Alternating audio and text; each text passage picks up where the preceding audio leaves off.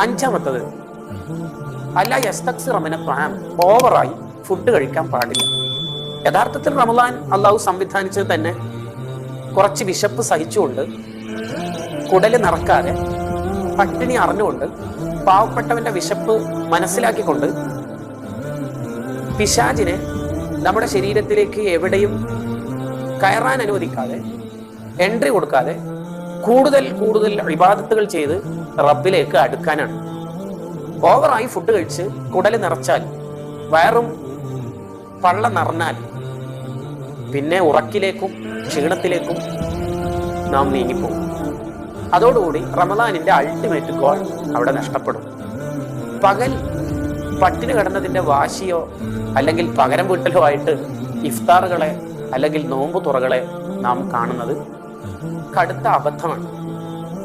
എന്തുകൊണ്ടാണ് പലർക്കും വിശുദ്ധ റമദാനിന്റെ ആത്മീയത ലഭിക്കാത്തത് എന്നതിനെ കുറിച്ച് മഹാന്മാർ നൽകുന്ന ഒരു വിശദീകരണമുണ്ട്.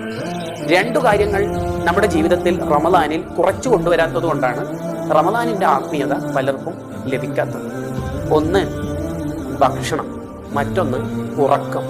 കൂടുതലായി ഉറങ്ങാനോ വെരി ഡിലീഷ്യസ് ആയ സ്നാക്സുകൾ കഴിക്കാനോ അല്ല റമദാനിനെ നാം ഉപയോഗപ്പെടുത്തേണ്ടത്.